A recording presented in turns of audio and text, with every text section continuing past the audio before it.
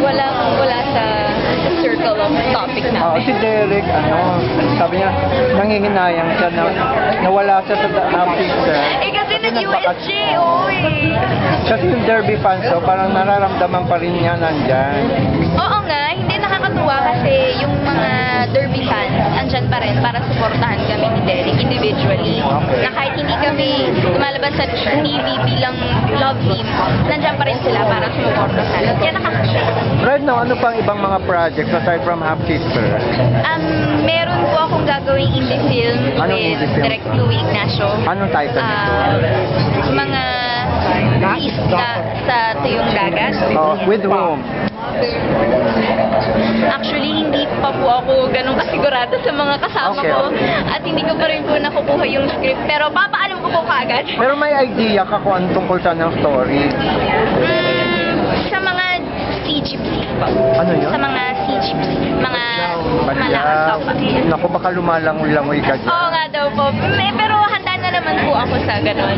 Nadadalas kang gumawa ng indie film, no? Dahil sa napatunayan mo, meron kang patutunayan bilang best supporting actress sa Marikina before? Hindi naman po ganun ang iniisip ko. Pero gusto ko rin po kasi na i-expose ang sarili ko, hindi lang sa mainstream, kundi lalo na sa indie films. Kasi bilang aktor, doon ako mas matututo pagdating sa pag-arte. Kasi pag indie films, mas mas adventurous sila sa mga stories, sa roles, ganyan. Kaya gusto kong i-expose yung sarili ko sa indie film. Ang indie film daw ay venue ng mga artista to experiment sa mga roles. Opo. Handa ka na ba sa mas mature?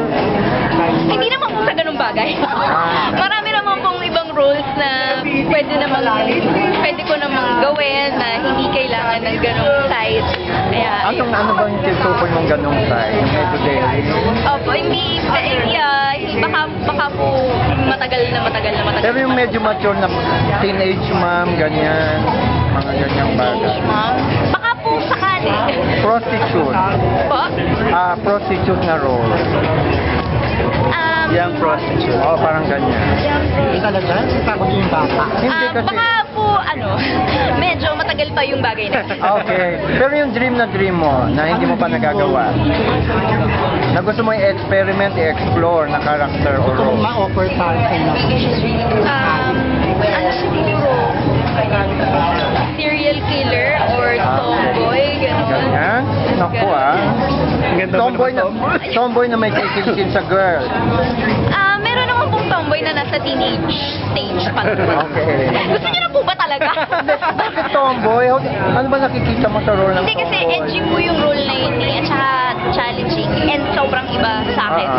Kasi pilya po ako pero bilang babae, hindi bilang ganun. Kaya gusto kong matutunan or gusto kong makagawa, gusto kong matry.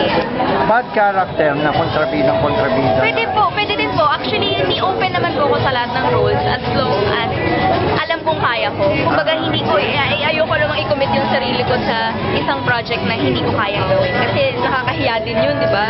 Yung expectations ng tao, hindi mo naman kayang sagutin kung hindi mo kaya. So, ayun, basta kaya ko kahit ano. You're again nominated, no? Dito sa as supporting, no? For Opo. Marikina Opo. pa rin. What do you think, ano yung age mo of winning the title again?